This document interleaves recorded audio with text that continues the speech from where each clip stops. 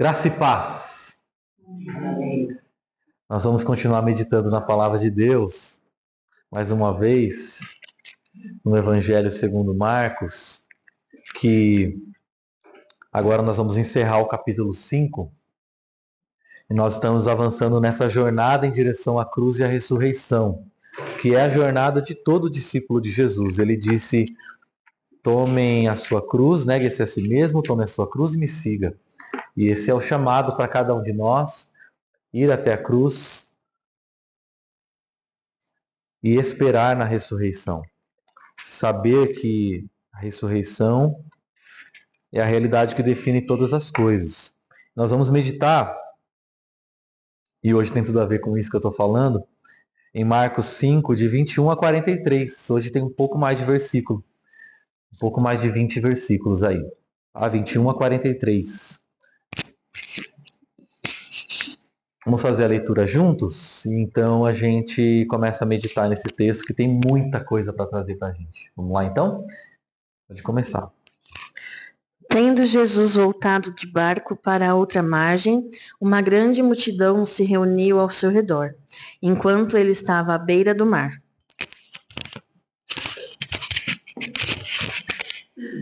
Eis que se chegou a ele um dos principais da sinagoga, chamado Jairo, e vendo-o, prostrou-se a seus pés.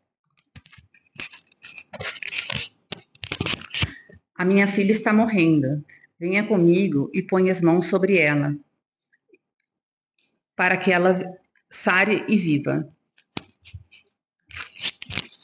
Jesus foi com ele. Grande multidão o seguia, comprimindo-o. E estava ali certa mulher que há 12 anos vinha sofrendo de hemorragia. 26. Havia gastado tudo o que tinha, tratando-se com muitos médicos. Estes a fizeram sofrer muito, mas em vez de melhorar, ela havia piorado cada vez mais. Tendo ouvido a fama de Jesus, vindo por trás dele, por entre a multidão, tocou-lhe a veste. Porque dizia: se eu apenas lhe tocar as vestes, ficarei curada. Pode ir voltando, isso. Logo o sangue parou de escorrer, e ela teve certeza de que estava curada. Imediatamente cessou sua hemorragia e ela sentiu em seu corpo que estava livre de seu sofrimento. Responderam-lhe seus discípulos: vês que a multidão te aperta e dizes: quem me tocou? Ele, porém, olhava ao redor para ver quem fizera isto. 33.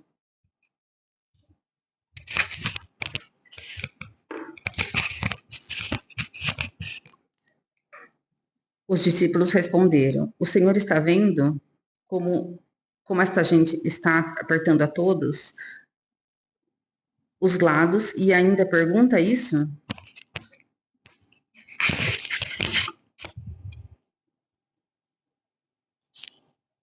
E ele dizia: filha, a tua fé te salvou.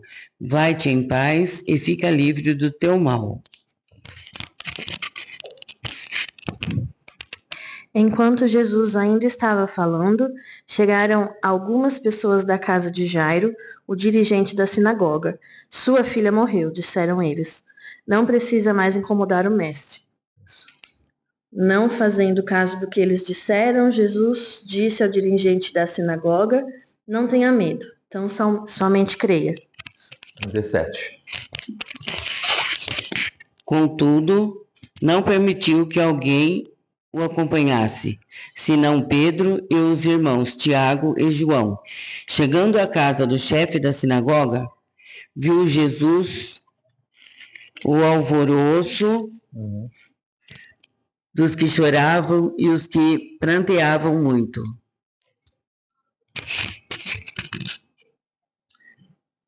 Por que tanto choro e tanta confusão? A menina não morreu, ela está dormindo. 40.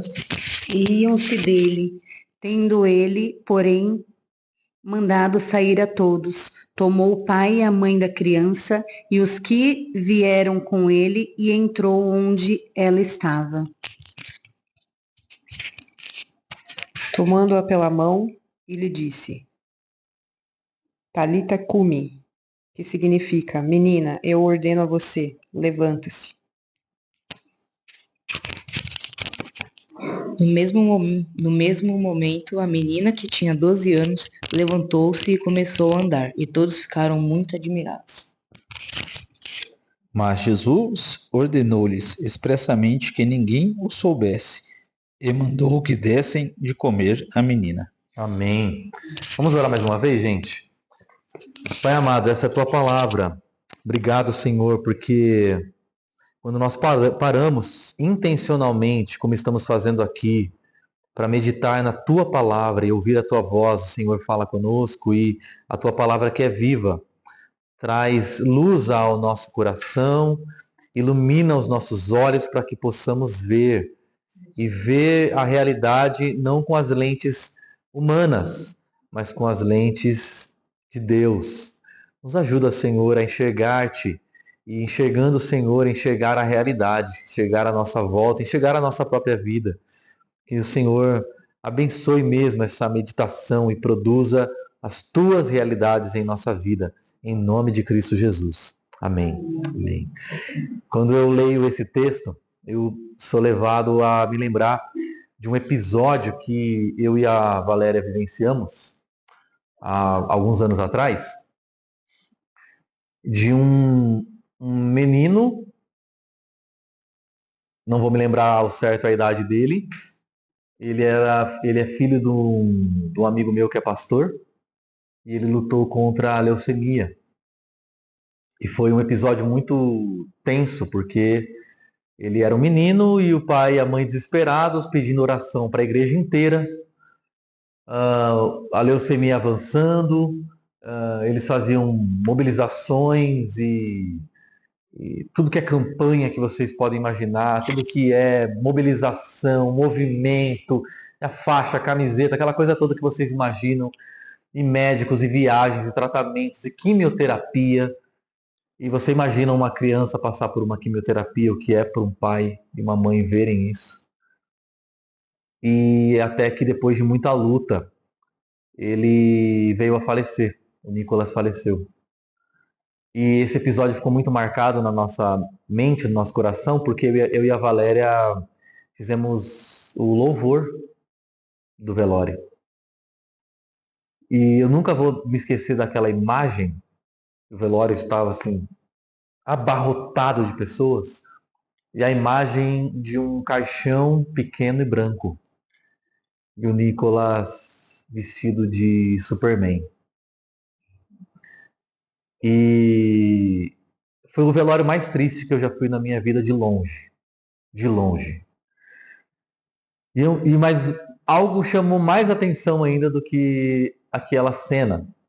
Porque todo mundo chorava copiosamente. Inclusive a própria mãe. Até que o pai, que é esse amigo meu, pastor, tomou o microfone. Por alguma razão ele não derramava uma lágrima.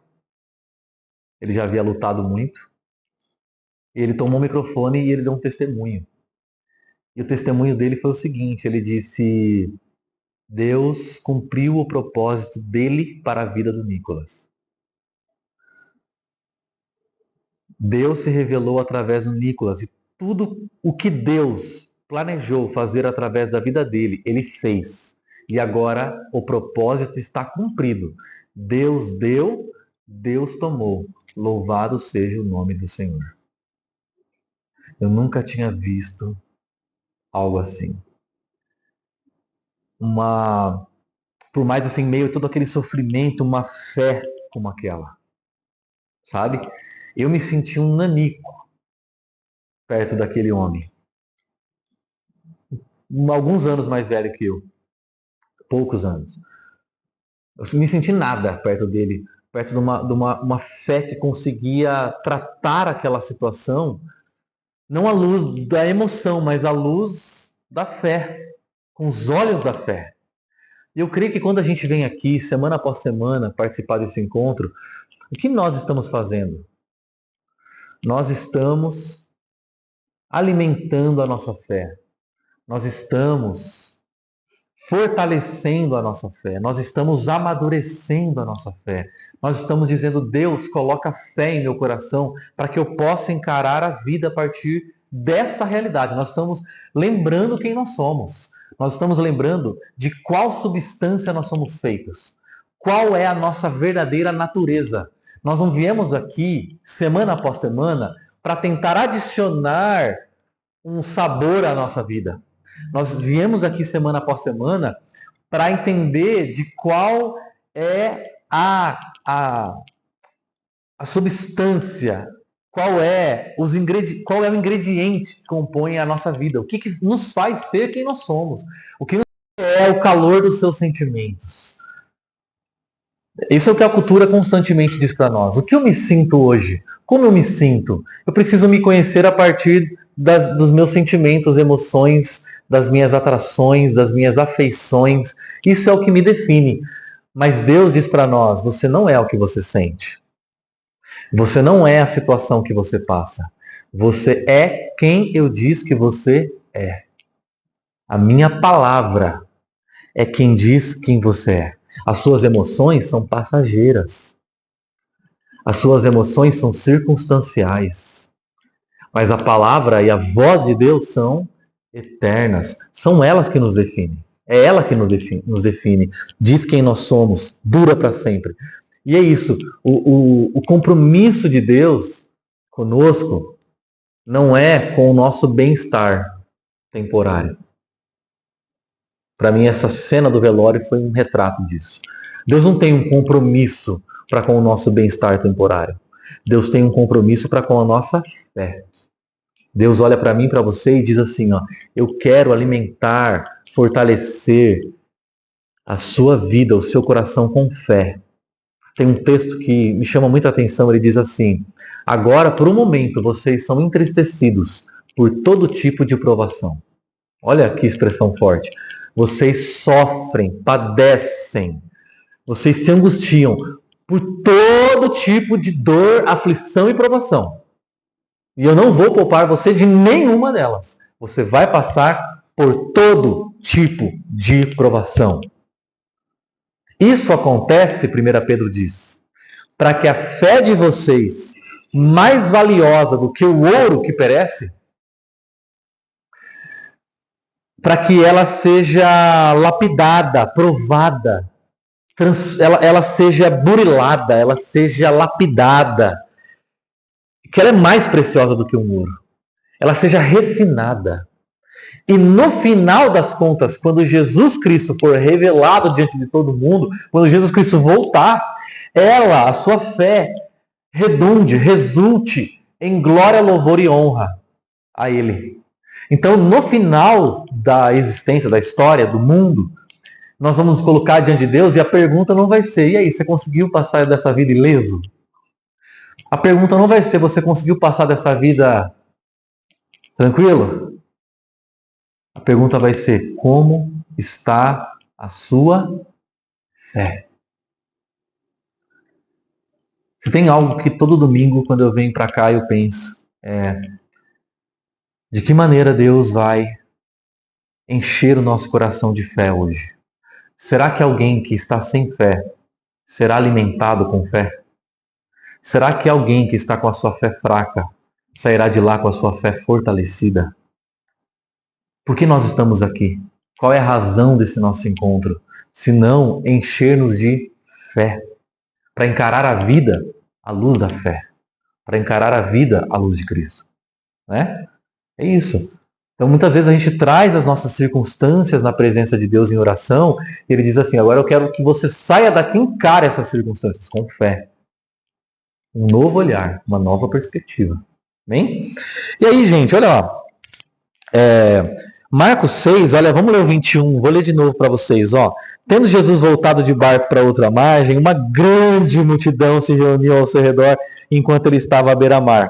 Então chegou ali um dos dirigentes, um dos principais ali, um dos líderes da sinagoga, o nome dele era Jairo. E vendo Jesus, ele se prostrou, se lançou, se arremessou mesmo aos pés de Jesus e ele lhe implorou, olha como as palavras são fortes, insistentemente, com fervor. Minha filhinha está morrendo. Vem, por favor, impõe as mãos sobre ela para que ela seja curada e ela viva. Jesus foi com ele. E olha só, o texto volta a dizer, uma grande multidão o seguia e o comprimia. Eu acho engraçado essa expressão grande multidão. Multidão já é grande, né, gente? Multidão, você fala assim, tinha uma multidão lá, você imagina muita gente. Vamos falar grande multidão. É que não era assim uns 500, era uma galera, entendeu? Era muita gente. E olha só, Jesus acabou de voltar da outra margem. Então, ó, vamos recompor o quadro que nós já pintamos até aqui. Jesus disse aos seus discípulos, vamos para a outra margem. Aí aconteceu do outro lado tudo que a gente viu. Agora Jesus voltou para o lado de cá. Quando Jesus foi para o lado de lá, ele enfrentou a fúria do mar, lembra? Quando Jesus chegou do outro lado da margem, ele enfrentou a fúria dos demônios.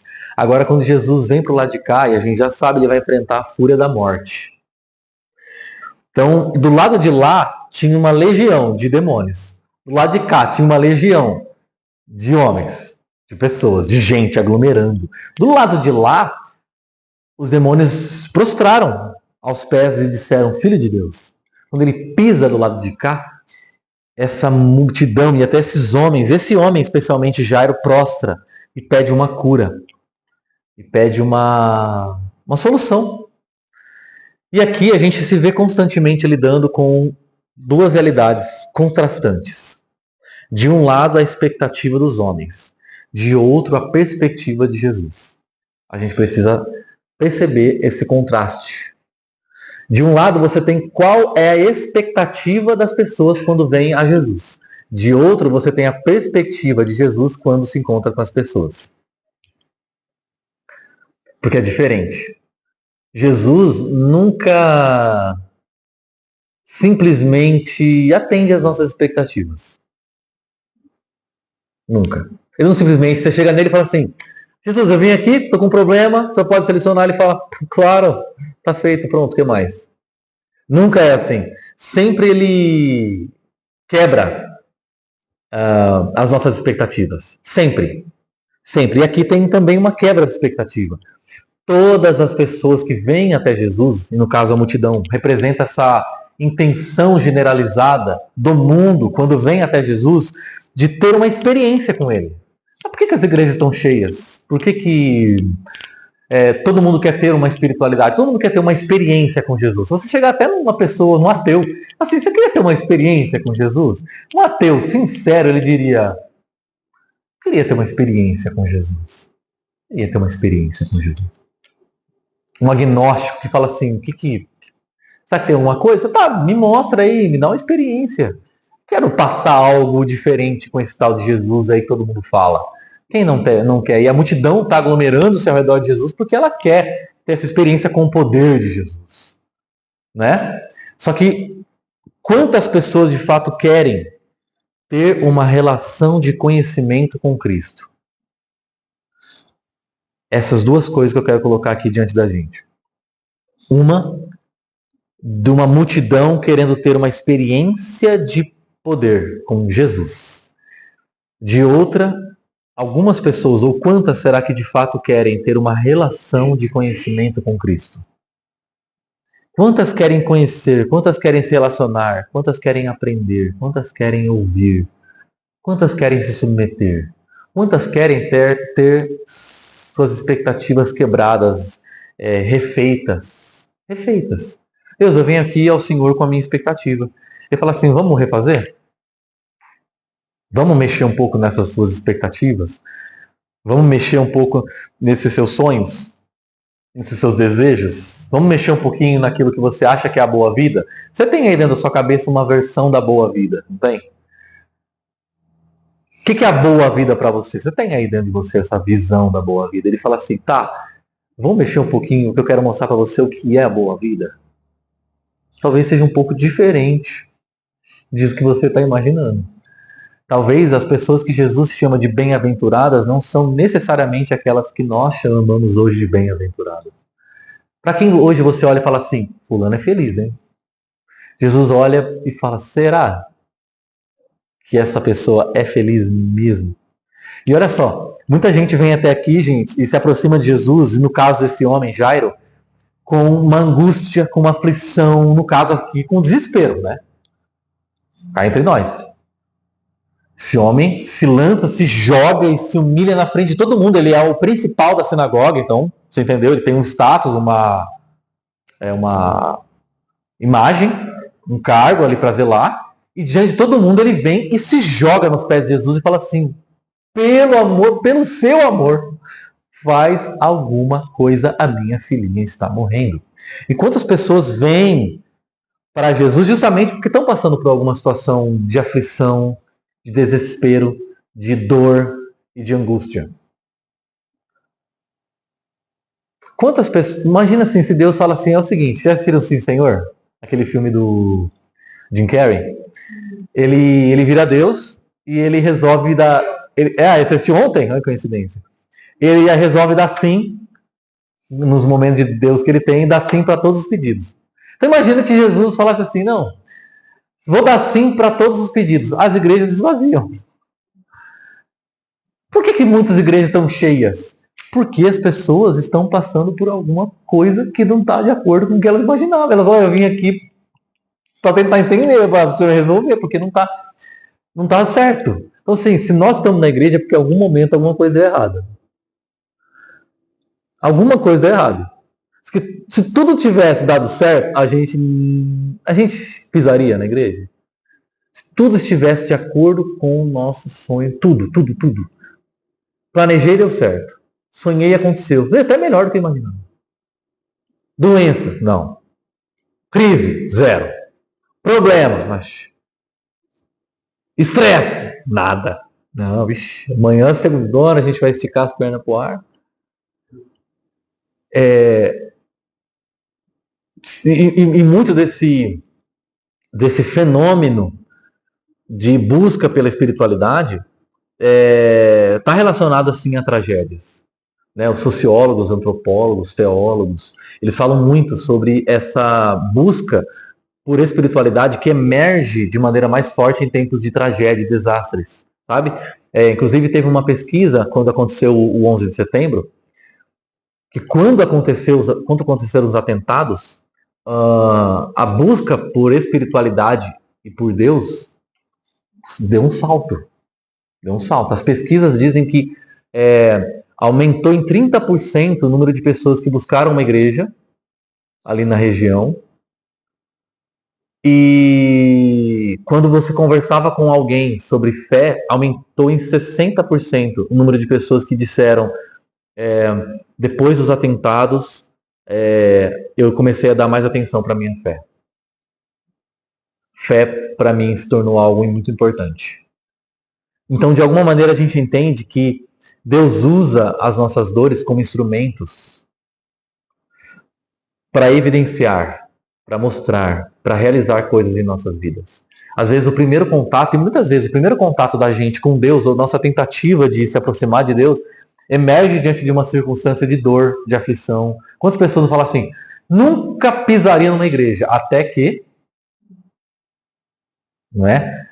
Até que, quando a dor é uma abstração, tipo assim, quando o cara fala assim, não, porque a miséria na África, se Deus existisse, não teria tanta dor. Quando dor é uma abstração, Deus não existe.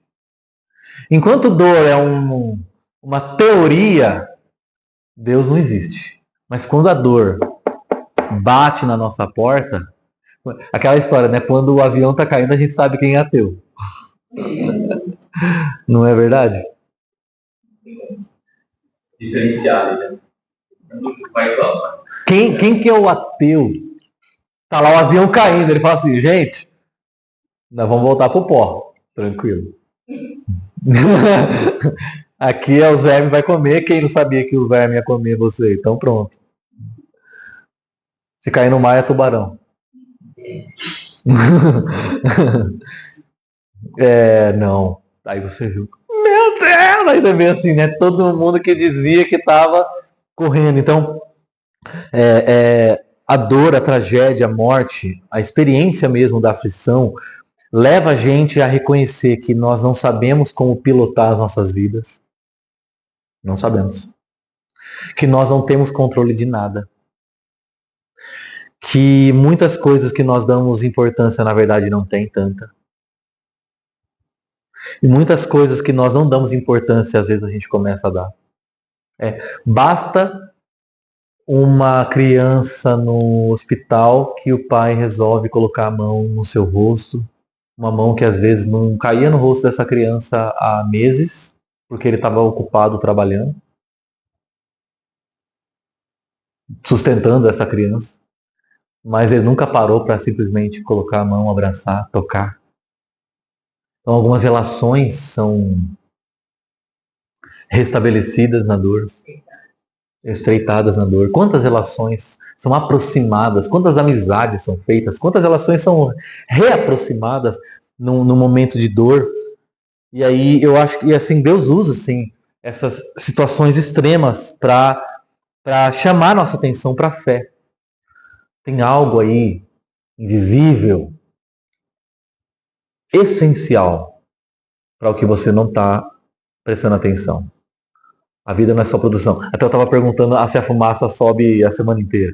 Vida não é só produção, vida não é só produzir, produzir, produzir. Existe algo mais essencial do que essa fumaça que está invisível. Você vai falar alguma coisa, William? Eu acho que Né? eu acho que a gente está vendo que é aquela coisa do mundo, né? Não, no momento de produzir. Uhum. Quero focar. Eu sei que é prioridade, mas agora não dá para fazer isso aqui. Então a gente pega na caixinha, bota ali do lado e vamos focar na produção. Vai ficando ali debaixo do tapete, né? E a gente vai se escondendo, a gente vai se escondendo atrás do trabalho, atrás das circunstâncias. Não, tem que trabalhar. Eu não quero tratar essa situação, né? Às vezes a gente se esconde atrás de uma aparente força. Não, se ele dá, consigo. Aí Deus fala, você consegue? Eu vou abaixar mais o nível, eu vou dar uma esquentada no forno. Posso aumentar a temperatura? Daí Deus, não, aí Deus vai lá e aumenta um pouco a temperatura. E você fala assim, não, Deus, consigo. Deixa comigo. Então Deus permite muito dessas circunstâncias para poder tratar a gente. E aí, olha só que aqui tem uma piora de situação, porque ele fala assim, vou buscar a Deus. No momento em que Jairo busca a Deus, a situação piora.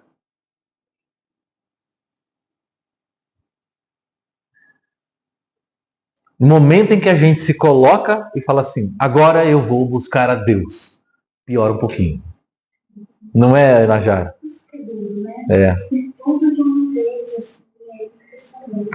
E aqui piora assim, você imagina. Jesus fala assim, vamos, Jairo. Ele começa a andar. Primeira piora, ele anda devagar. Então a solução está andando bem devagarzinho. Tá vindo?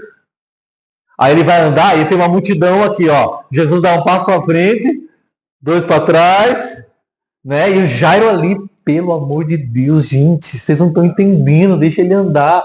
The Chosen mostra esse episódio. E mostra a multidão agarrando Jesus, trazendo, e o Jairo, assim, desesperado, os discípulos, tipo guarda-costas, tentando empurrar a multidão, e a multidão vindo até Jesus. Cada um tem a sua demanda. Qual é a demanda mais urgente que tem? A minha.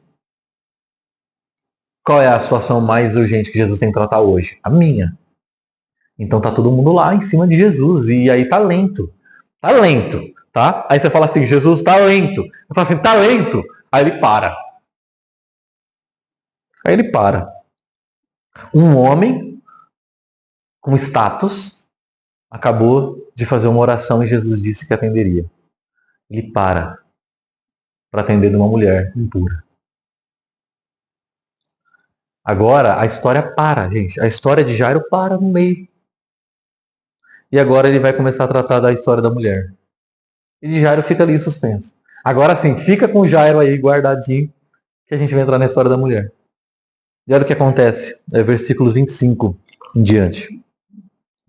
E estava ali certa mulher que havia 12 anos vinha sofrendo de hemorragia. Ela padecera muito sob o cuidado de vários médicos e gastara tudo o que tinha, mas em vez de melhorar, piorava. Quando ouviu falar de Jesus, chegou por trás dele, no meio da multidão, e tocou em seu manto, porque pensava: se eu tão somente tocar em seu manto, ficarei curada. Imediatamente cessou sua hemorragia e ela sentiu em seu corpo que estava livre do seu sofrimento. No mesmo instante, Jesus percebeu que dele havia saído poder, virou-se para a multidão e perguntou: quem tocou em meu manto? Responderam os discípulos. Vês a multidão aglomerada ao teu redor e está perguntando aí quem tocou em mim? Está todo mundo tocando no Senhor. Responderam, mas Jesus continuou olhando ao seu redor para ver quem tinha feito aquilo. Então, olha que doido que está acontecendo aqui. Todo mundo está ali, ó, pegando, encostando, apertando, comprimindo, até que vem alguém e toca. E o toque chama a atenção de Jesus, não quem está apertando. Quem pega no braço, quem empurra, esfrega, comprime, Jesus está lá. Quando vem uma mulher e toca, e não é nem nele, né? Toca na veste, na borda do manto ali. Imagina ela tocando naquela parte da túnica, aquela parte inferior da túnica ali, naquela... Como é que é o nome daquela que a mulher tem às vezes na roupa assim? Franja. A franja da... E toca na franja da... Não foi nem nele. Não foi nem Jesus. E aqui começa uma outra história. Jesus para. E aí diz, alguém tocou em mim. Aí os discípulos, acho que eles não dão nada. Assim, sim, muita gente, inclusive, está tocando nesse momento no Senhor. Ele diz assim, não. Ele começa a olhar ao redor e procurar. E aí a gente acha que a gente vai entrar numa história diferente. Outra história. Mas na verdade essas histórias são aparentemente diferentes. Elas têm o mesmo conteúdo. São duas histórias de pessoas que Deus colocou de molho. Deus já te colocou de molho? Ou assim, ó, Deus, eu preciso que o Senhor resolva uma coisa. E fala, sim. Só que não agora. Espera. Todo mundo aqui Deus já colocou de molho, né? Ele colocou o homem de molho e essa mulher também. É um processo de espera nele. Ó, dá um exemplo. Abraão. Deus chamou Abraão e prometeu para ele que ele teria uma descendência. Quantos anos Abraão tinha quando Deus prometeu uma descendência para ele? 75 anos. Então, imagina lá um senhorzinho, uma senhorzinha, 75 anos, Deus não tinha filho, eles já estavam entendendo, vou morrer sem filho. E Deus apareceu e prometeu que eles seriam filhos, 75 anos. Quanto tempo depois de 75 nasce Isaac, filho da promessa? Ele tinha 100 anos, ou seja, 25 anos depois. Por que Deus demorou 25 anos para dar? Eu acho que, imagina, quando Abraão fez o aniversário de 80 anos, estava todo mundo na festa, acho que Abraão falou assim, Deus, assim, não quero nem apressar o Senhor, mas estou com 80. Mas não estou apressando de maneira nenhuma. Mas é uma coisa mais que o Senhor prometeu aí, né? Por que Deus demorou? Por que Deus colocou Abraão de molho por tanto tempo? Testar a fé.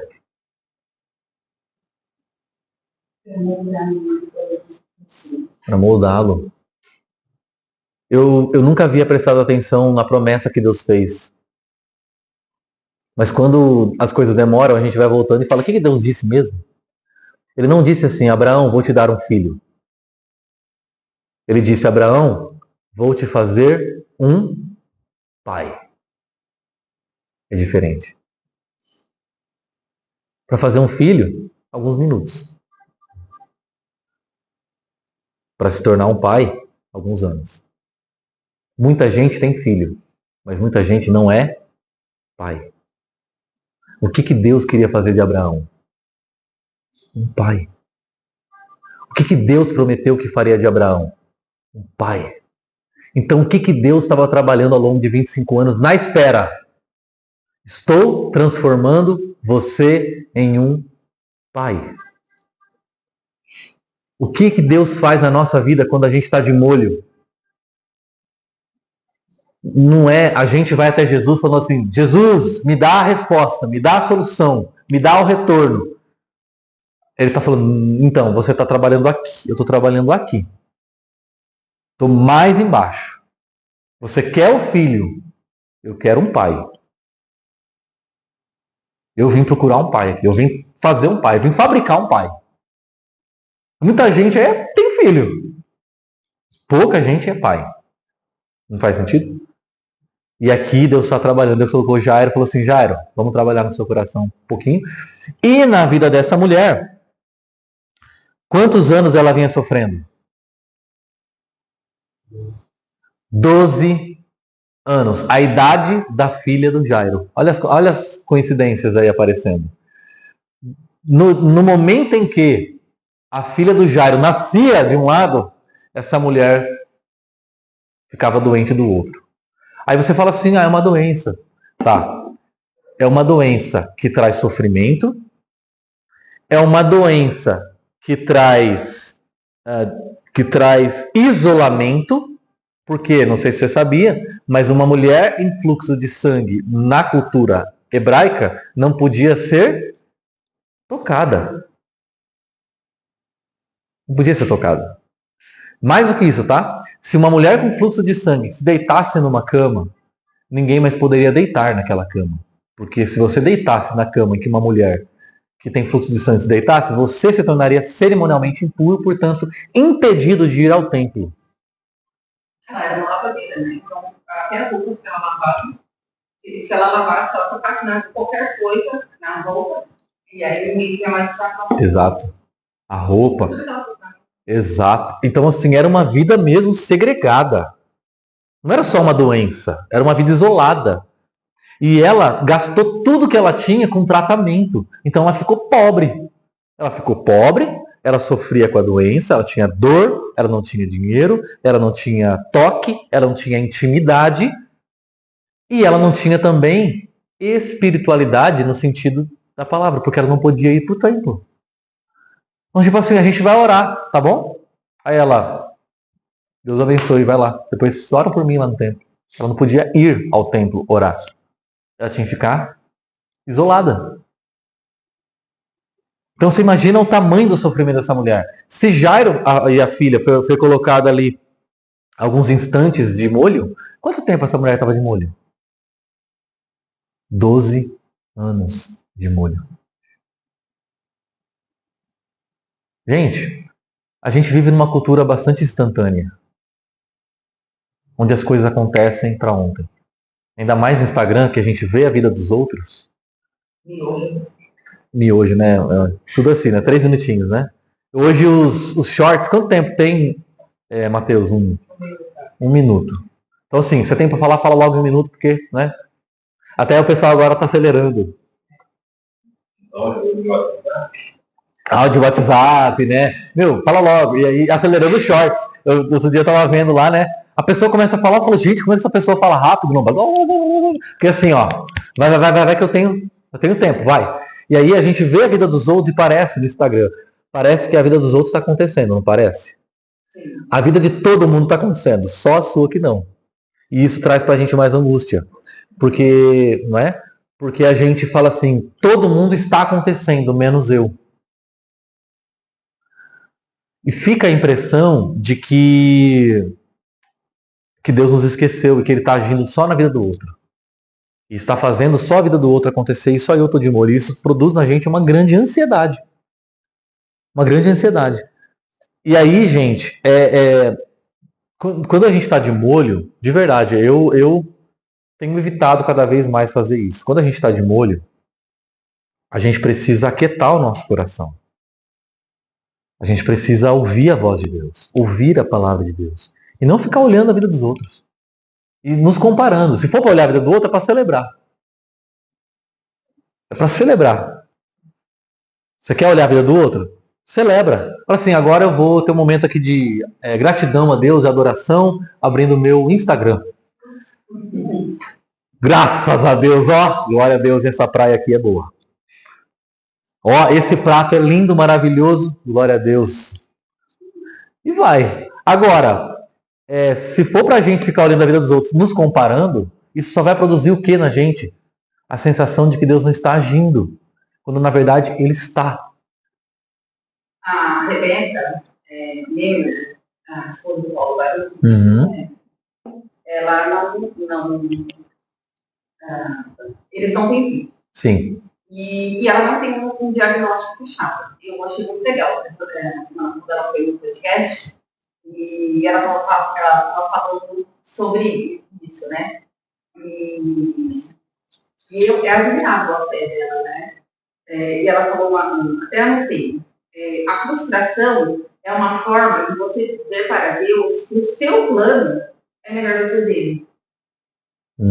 Para mim, isso foi tão impactante, porque a gente quer tanto uma coisa, mas tanto. Você já pediu aquilo, aí você está de molho, né, no caso. Você está lá de molho. Não acontece aquilo que você quer, mas no momento que você quer, na hora que você quer, no momento que você acha que você precisa, assim como Jairo, né? Jesus poderia curar a menina à distância. Exatamente. Ele já fez. Entendeu? Não naquele momento, não sabe? Porque você não sabe o plano de Deus para a sua vida. Não sabe. Você quer o seu plano. Mas o que é o meu plano diante do plano de Deus? Isso, sim. Para mim, isso foi bem importante. É isso. E aí, eu para mim, por exemplo, tenho 2 filhos, né? Sim. Imagina, eu não tenho nenhum questão de tratamento da vida, né? E hoje tem acesso e tudo mais, aquela cobrança absurda em cima de todo mundo e tal. Foi bem bacana ouvir isso. A gente usa essa expressão de molho, né? Para quem cozinha, deixar algo de molho cozinhando é essencial para o resultado. Sim. É essencial. Mas a gente quer ter uma relação com Deus do lado de fora. Deus, me dê isso. A gente não quer ter uma relação do lado de dentro, na qual eu estou cozinhando. Eu estou de molho. Eu estou sendo trabalhado. Eu estou sendo lapidado. E aqui é muito importante porque a multidão... Olha só, aqui tem uma multidão e uma mulher. Uma multidão esmagando, comprimindo e uma mulher decidindo tocar. A multidão não é atendida. A mulher é. Por que a mulher é atendida? Qual é a diferença da multidão para a mulher? Porque a multidão... A fé. A multidão era pentecostal. E grita, e pega em Jesus, né? E a gente acha às vezes que a intensidade da nossa devoção, do nosso clamor, obrigado.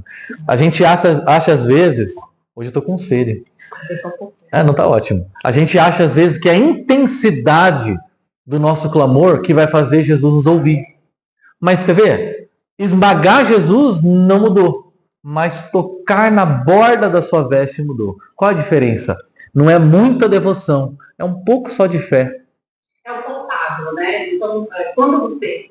Essa lavadeira, ela ouviu falar de Jesus. Ela ouviu falar de Jesus no Rio. Filho Nazareno, é o mestre, é o doutor, Jesus, ele cura. Então, assim, ela colocava a fé dela em tudo o que era possível. Então, todos os tratamentos ela colocava a fé. Então, ela estudava primeiro, fazia as coisas e tudo mais. Então, quando ela viu a possibilidade de ir, engraçado, né? Porque, assim, ela nem sabia quem era. Ela nem tinha visto. Então, ela foi atrás dele naquela multidão. A hora que viu que era ele, ela se joga, né? Sim. Ele literalmente pega assim, cega, né? Ele vai me curar, sabe? Exato. É muito lindo. E é uma fé, porque assim, por mais que a fé dela a gente possa julgar e dizer que seja uma fé um pouco impura, vamos dizer assim, não seja uma fé. Não é uma fé madura. Não é uma fé madura. Mas tem um pouco de fé. Então, para Jesus interessa mais aquele pouquinho de fé, ainda que um pouco necessitada de depuração, do que aquele monte de devoção em cima dele, de pessoas que querem pegar Jesus e levar para casa, e querem pegar Jesus e fazer o que querem dele, e aquele toque singelo oportuniza Jesus revelar algo sobre si, revelar algo sobre o que ele quer de nós. O que ele quer de nós? Um relacionamento. Quando ele para e diz, quem tocou em mim? Ele está chamando aquela mulher para um nível de conexão que aquele contato só não daria. Então, tipo assim, às vezes a gente quer um contato com Jesus, uma experiência com Jesus. Ele quer conexão. Não quer um contato. Sabe? Às vezes a gente só quer um contato. Vem aqui, tem um contato, vai embora. Ele fala assim, e se a gente fizer uma conexão e você fizer parte de mim, eu fizer parte de você? E se a gente desenvolver uma relação na qual aquilo que eu sou se transformará naquilo que você é? Aquilo que eu penso se tornará parte daquilo que você pensa. E aquilo que são os meus sonhos se tornarão parte daquilo que são os seus sonhos. A ponto de você amadurecer a sua fé, e quando tudo aquilo que você gostaria de ter, você perde, você diz, mas aí eu ainda tenho tudo, porque eu tenho Cristo. Eu ainda tenho tudo, porque eu ainda tenho Cristo. A ponto de chegar um dia e ter esse tipo de fé. Eu quero ter esse tipo de fé. Eu quero ter esse tipo de fé, onde eu chegue ao ponto de perder as coisas mais preciosas que eu tenho e dizer, Deus ainda é o meu Deus. Não importa se eu perder, se eu não tiver, se eu não conquistar, se eu não chegar, não importa. Deus é o meu Deus e eu estou aqui para revelar quem Ele é, na falta ou na presença. Na abundância ou na escassez. Na doença ou na saúde. Deus é o nosso Deus. Deus é o meu Deus. Eu tenho uma aliança com Ele. E não acaba aqui a história. Então, olha só. Muitas vezes o tipo de relação que a gente está querendo ter com Jesus é uma relação assim de contato. Contato gera um estímulo. E o estímulo gera um prazer. A relação que Jesus quer ter com a gente é a relação de um conhecimento que vai produzir virtudes. Não é uma relação que produz prazer. É uma relação que produz virtudes. Muitas vezes as instituições religiosas que eu quero abranger, a maior parte delas, ainda mais no tempo que a gente vive, um tempo de consumo, você sai daqui e diz assim, vou dar 3 estrelas para essa nossa reunião. Como se fosse uma relação de consumo, em que as instituições religiosas estão preocupadas em agradar. Deus não está preocupado em nos agradar. Deus está preocupado em nos transformar. Por isso que ele diz assim no final, de mim saiu poder. Virtude. De mim saiu algo que não só mudou, de mim saiu algo que transformou. O entendimento. E fez essa mulher, não é que ela agora tem o seu problema resolvido, é que agora ela está conectada a mim. Essa mulher agora foi transformada. Então Jesus não queria só transformar um aspecto do seu corpo e da sua saúde. Jesus queria levá-la a um outro nível de relação com Ele. E é esse tipo de relação que Deus quer estabelecer conosco também. Então, e aqui, gente, é muito sério, porque aconteceu aquilo que Jairo mais temia. O que aconteceu? Quando Jesus ainda está falando. A sua fé te salvou, a sua fé te curou, foi a sua fé que operou essa transformação em você. Era isso que eu queria, fé. Quando ele tá, as palavras ainda estão na boca dele, chega uma notícia da casa de Jairo. Qual é a notícia? Ela morreu. Não perturba mais o mestre. Nem ora. Não ora mais. Não precisa orar. Por quê? Você não estava aqui para ter o seu problema resolvido? Você não teve. Então não ora. Não busca. Se afasta. Esquece. Não incomoda mais. Deixa quieto. E a reação de Jesus qual que é? Vamos ler aqui juntos. 36. Não fazendo caso do que eles disseram, ou seja, ignorando completamente o que acabou de ser dito. Jesus disse ao dirigente da sinagoga, nem fala mais Jairo, né? Fala a esse homem importante. Não tenha medo, tão somente creia. Olha só como as histórias são sobre o mesmo tema. Fé. Não tenha medo, creia. É que a Joyce não está aqui hoje, né? Nesses atendimentos de pronto-socorro, existe, logo quando você entra, assim, algumas tarjas de classificação de risco de alguns atendimentos, sabe? E essas tarjas, elas têm lá as cores, né? Que são vermelho, amarelo e verde, né? Vermelho é tipo assim, chegou um cara lá que acabou de ter uma fratura exposta, passa na frente de todo mundo. Não tem conversa. A sua febre espera. A sua doença, a sua situação espera. Passa na frente. Agora sim, pense em Jesus aqui. Ele colocou em espera um homem que estava com uma filha numa doença terminal para atender uma mulher que tinha uma doença crônica. Vamos conversar. Ela não ia morrer. Jesus podia falar assim: o que é 10 minutinhos a mais? Certeza que isso passou na cabeça do Jairo. Certeza que isso passou. A hora que falou assim, não incomoda mais o mestre, a sua filha morreu. Ele olhou para Jesus e pensou. Ele deve ter olhado para aquela mulher com uma fúria. Aquela mulher curada. Ela foi curada. Então no Instagram dela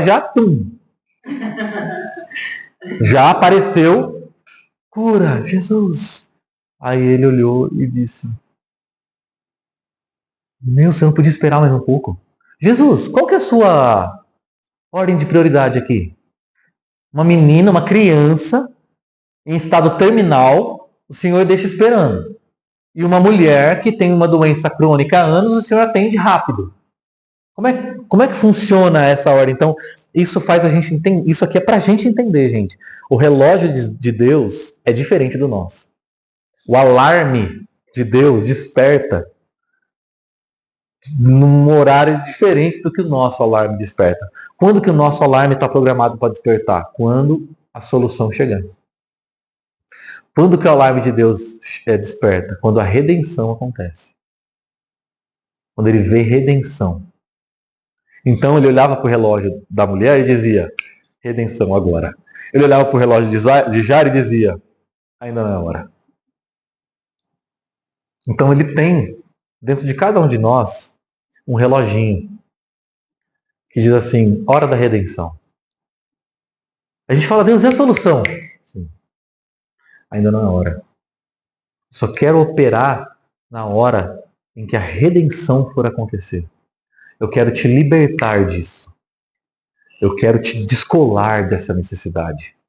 Eu quero descolar você disso que você acha que você precisa. A hora que eu descolar você disso, aí sim, a redenção aconteceu. Fé aconteceu dentro de você. O que é que Deus usa para poder gerar em nós fé? Espera. A espera é transformadora. Nós temos pressa, Deus não tem pressa. Porque para Ele, tem uma música do Palavra Antiga que diz isso. Esperar é caminhar. Para nós estamos parados. Para Deus, nós estamos caminhando. Esperando é esperar caminhando, né? Para nós estamos parados aqui. Para Deus nós estamos... Vixe, aí que a coisa está acontecendo. Quando a gente acha que está improdutivo. Não estou produzindo nada. Aí Deus está produzindo em. Então quando nós não estamos produzindo, Deus está produzindo em nós. Os momentos da nossa vida em que nós somos menos produtivos, talvez sejam os momentos em que nós somos mais produzidos. Não é? Os momentos em que a gente se vê mais de mãos atadas são exatamente os momentos em que Deus está desatadamente trabalhando na gente, operando uma cirurgia dentro de nós e fazendo fé sendo gerada dentro de nós. Então, Jesus aqui, gente, ele atrasou de propósito. E por que ele atrasou? Porque ele queria quebrar esse egocentrismo. Ele queria quebrar essa necessidade que a gente tem o tempo todo de se livrar da nossa dor, receber a solução, a resposta. Ele quer descolar a gente. Então, por isso que ele está trabalhando aqui fé, que opera nessa dimensão da não produção. Você não acha estranho o fato, por exemplo, de Jesus ter ficado 30 anos sem produzir nada? Nem milagre. Não é tipo estranho assim? Você fala assim, vamos otimizar o tempo aqui, você está lá com Deus na planilha trabalhando a vida do Messias. Bom, já vem já adulto, porque né, não vai perder tempo trocando fralda, não vai perder tempo, né, ralando o dedão, caindo no chão, não sei o quê. Já chega aqui já com 30. Já chega o quê? Trabalhando, produzindo. E todo esse tempo que Jesus ficou parado, ele estava sendo formado. O Messias estava sendo produzido em Jesus. O Cristo estava sendo fabricado em Jesus. Então, muitas vezes, gente, a gente fala assim, eu não estou conseguindo produzir. Não estou conseguindo ter os resultados que eu gostaria, que eu esperava. Esse é o momento em que Deus está trabalhando em nós e produzindo resultados em nós. Resultados eternos. Pode falar, Najara. Você não ia falar nada? Amém.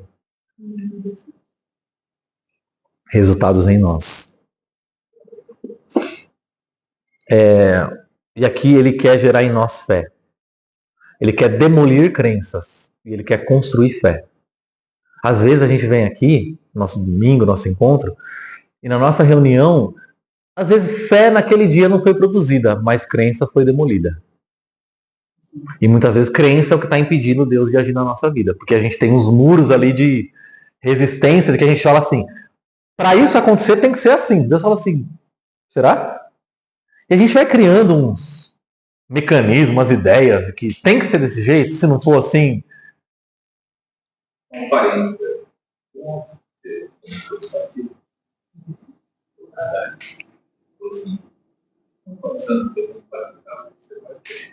Aí, ó.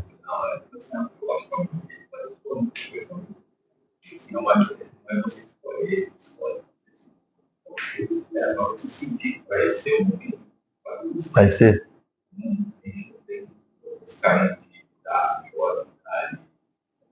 Não. É isso. E só dele falar sobre esse assunto já é sinal do mover de Deus no coração, né?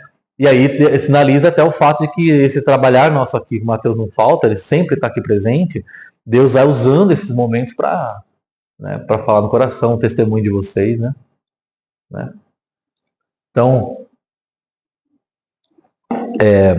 crença muitas vezes olha para o resultado. Fé olha para a palavra. Crença é salto no escuro. Fé é andar na luz. Entendeu? Crença é ver Deus como um médico que você visita. Fé vê Deus como um pai, com quem você aprende.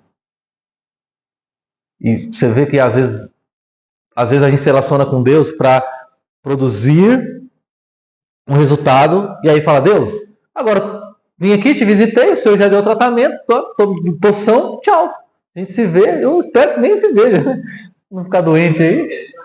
Quem sabe um dia te faço uma visita. Exato, até a glória, né? Agora, e pai? Por isso que a crença produz supersticioso. Toda vez que eu coloco o pé aqui, toda vez que eu faço... Nossa, quando eu fiz a oração tal, começou a dar certo. A gente cria umas superstições, Deus vai quebrando elas. Fé produz justos.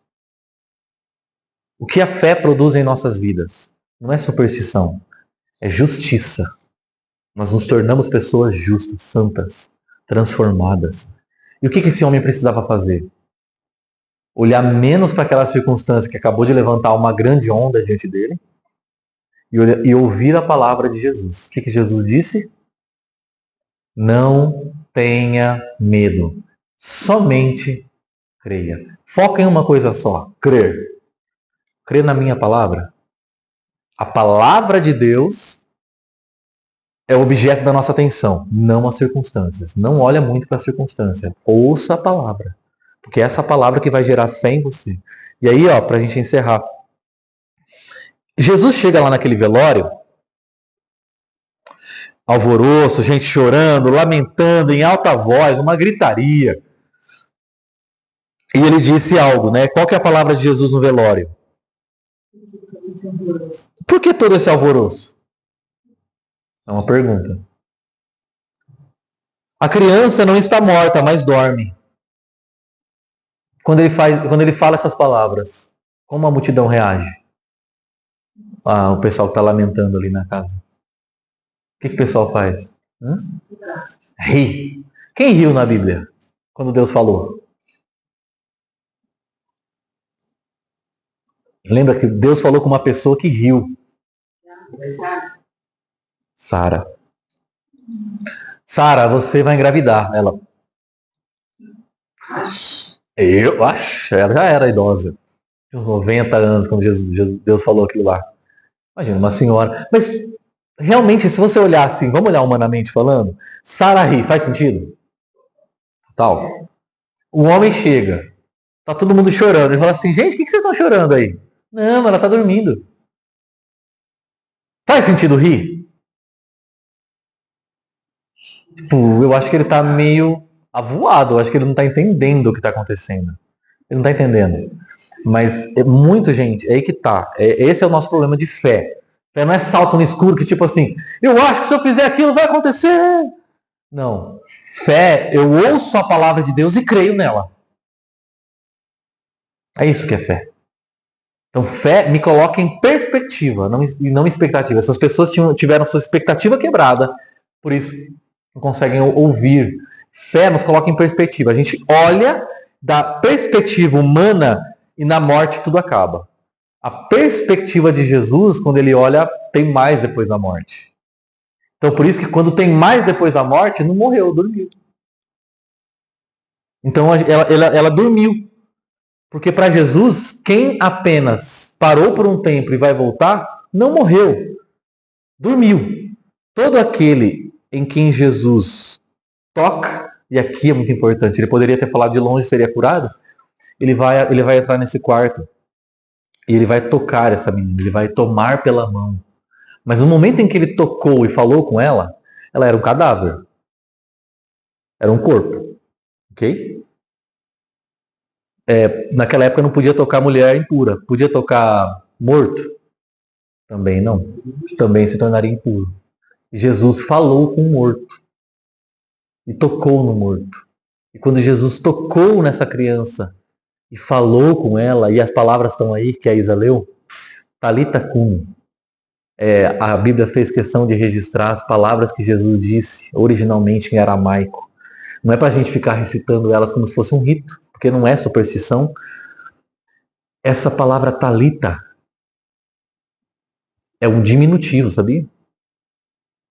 É tipo assim, filhinha. Eu imagino Jesus falando isso bem baixinho. Jesus está enfrentando o pior inimigo, a morte. E no momento em que ele enfrenta o pior inimigo, ele não grita. Ele sussurra e diz assim, filhinha. No The Chosen, eles escolheram a expressão que eu amei. Eles disseram, cordeirinha. Jesus aproxima bem no ouvido dela e diz assim, cordeirinha, se levanta. Tipo assim, como quem está despertando. Sabe um pai que chega no ouvido de um filho? Um pai que chega no ouvido de um filho e diz assim, ei, tá na hora de ir para a escola. Vamos levantar? Para não assustar? Sabe? Ele está só despertando ela. Na quinta lá, o Matheus. Na primeira vez é manso. O pai está gritando, fala, já estou aqui, né?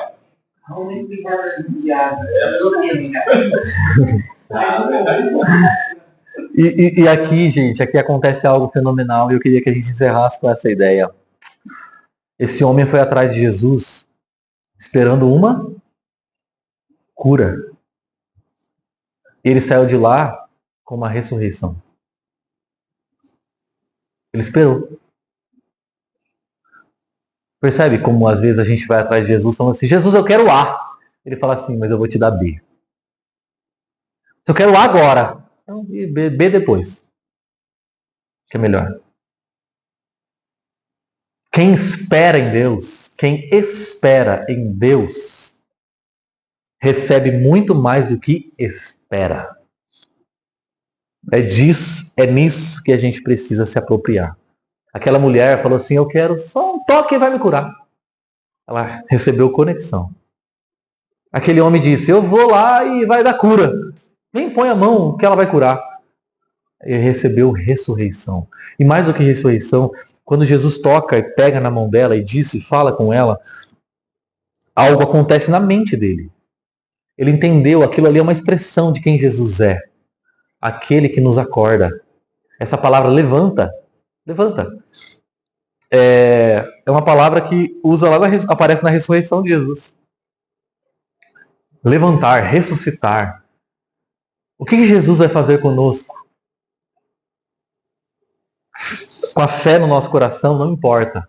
O que vai nos matar, o que vai nos derrubar. No final da história, Jesus vai nos tomar pela mão e vai dizer, cordeirinho, se levante. E a gente vai se levantar. Jesus vai falar no nosso ouvido, vai nos tomar pela mão e vai nos levantar no último dia. Depois, no final, na redenção, no final da história, no final de todos os tempos, no final de todas as coisas, aquele que é a ressurreição vai nos tomar pela mão e vai dizer, só dormiu, acorda. A gente não precisa temer a morte. A gente não precisa temer nenhuma circunstância. Ele é aquele que é a ressurreição e vai nos tomar pela mão. Vai nos tomar pela mão. Não tenha medo. Não tenha medo nada dessa circunstância, dessa vida, dessa história, do que pode acontecer, do que pode deixar de acontecer. Ele vem e nos toma pela mão. Ele vai nos tomar pela mão naquele último dia e vai nos dizer, levante-se. E essa história de Jairo com a sua filha foi um símbolo do que Deus vai fazer conosco no final. É por isso que quando nós morrermos, na nossa lápide pode estar escrito assim, ó, essas palavras de Jesus, sabe? Não morreu, só dormiu. Até breve. Até daqui a pouco. Já volto. Por quê? Porque nós encontramos antes da morte com aquele que pode nos levantar depois, com aquele que nos dá uma vida eterna, com aquele que nos fez ver a vida em perspectiva. Amém? Gente, eu creio que essa palavra é uma palavra de fé para que a gente possa aprender a ver a nossa vida como uma constante produção de Deus em nós. Deus está trabalhando o tempo todo. Nosso trabalho é esperar, nosso trabalho é descansar. Sim, Isaías 40 fala isso. Aqueles que esperam em Deus voam mais altos do que águias, renovam as suas forças. Espere em Deus, confie em Deus. O Salmo 27 diz isso. Espere, confie, não tenha medo. Você iria falar? Pode falar. Não, pode falar, que é isso, todo mundo. Muitas vezes, eu já acho que todo mundo deve ter tido alguma experiência, né, com Deus, óbvio. Mas a gente espera uma coisa, depois a gente recebe infinitamente mais do que a gente imaginava. Sim. E eu lembro que a gente pede, faz aquela oração do coração, meia hora, né? Deus, tudo bem, meu filho? Conversando. Sabe, qual tudo, tal. E é tão, sabe, a gente nós achamos que é tão insignificante, né? Mas o Senhor dá um valor àquilo que a gente quer, né? No nosso coração. Eu morei num lugar muito ruim em São Paulo, uma favela. lugar, acho que é tocado. E aí, logo depois daquele, todo aquele episódio dele, do burnout, uma cliente me ofereceu uma casa. Aí, eu tenho uma casa e a casa tá vazia já tem um tempão. Você não quer morar nessa casa? Aí eu falei assim, Colete, não sei quanto vai ser o aluguel. Tipo, uma casa vai R$5.000 o aluguel. Eu vou te alugar por 1.500. Aí eu já tinha ido atender ela na casa dela lá. Aí eu, não é possível. Gente, era exatamente a casa que eu sempre quis morar. Eu sempre quis morar num sobradinho, com uma escadinha, uma escada de mármore, sabe uma coisa assim? É exatamente a casa. O muro tinha o tamanho certo, os gatos não pulavam. Era uma coisa assim, extraordinária, entendeu? Assim, nem os móveis cabiam dentro daquela casa, sabe? Não, tá doida, não é possível. Foi a última casa que eu morei lá em São Paulo, que eu fui pra cá. E quando eu estava construindo lá o olhador, eu passava de carro do meu pai, da minha mãe. Nossa, eu quero morar na casa. Sabe aquele pensamento assim? E quando eu voltei em São Paulo, eu fui procurar casa para comprar e todas as casas que indicavam eram ali. Todas as casas que indicavam eram ali. Aí eu vi uma casa, a primeira casa, a segunda casa é a que eu moro. Eu abri o portão de 2 passos. Aí o senhor falou comigo na casa. Então, assim, hoje, parando para pensar naquilo que a gente realmente quer do nosso coração, das orações que nós faz, óbvio, uma ressurreição é muito mais. Eu nem estou dizendo no sentido material da coisa, sabe? Sim. Não estou dizendo dessa forma. Mas o Senhor, ele dá aquela função generosa no nosso É verdade. sabe? Sim. No nosso coração. Quando ele faz mesmo, né?